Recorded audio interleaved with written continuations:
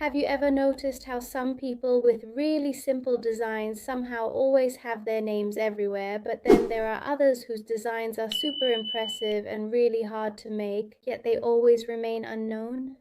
What's the difference between them? That's exactly what I want to talk about today. Who becomes a successful fashion designer? Well, first of all, I have to say yes, creativity is important. But creativity doesn't mean you have to come up with weird designs or make super fancy, bizarre sketches. For example, what did Coco Chanel do? She successfully made women's clothing more comfortable and considerably simpler. That's it. She didn't bring something from Mars to add to Earth. So, real creativity means making the right change at the right time. It's the same in many other businesses besides fashion. Someone who can recognize and implement the right changes at the right time in the market is always successful and always a pioneer. Look, one of the big mistakes is designing only for yourself and according to your own taste. If you want to become a successful fashion designer, you have to keep an ear out for the market. For example, when all the brands were moving towards dark colors, some other brands quickly introduced bright colors to the market and they really took off. And this means that to be successful and to be a pioneer, you shouldn't just copy others.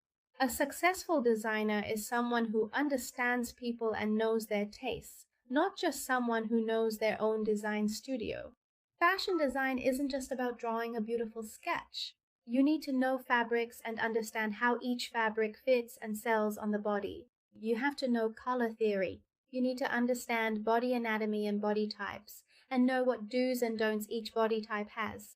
What principles should we follow, and most important, software. Software like Clothes 3D and Illustrator. Without these, it really becomes difficult for fashion designers to compete in the world of fashion. Personal branding and management. This is something that a lot of people forget. Look, you are not just a fashion designer. You and your incredible work are, in fact, a powerful and recognizable brand.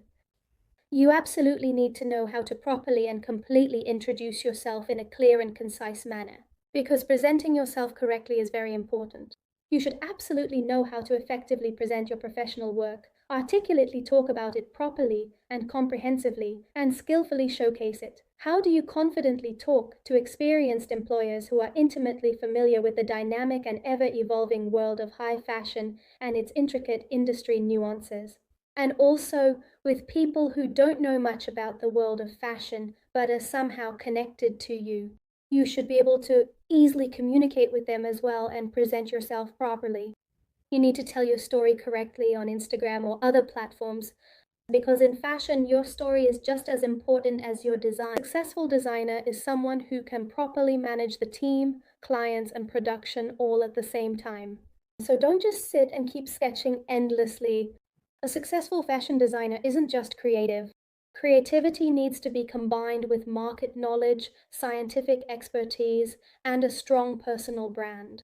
In the next videos, I'll explain more about how you can improve your understanding of the market, how to effectively improve your fashion design knowledge and skills, get thoroughly familiar with international methods and practices, and ultimately build a truly strong and distinctive personal brand.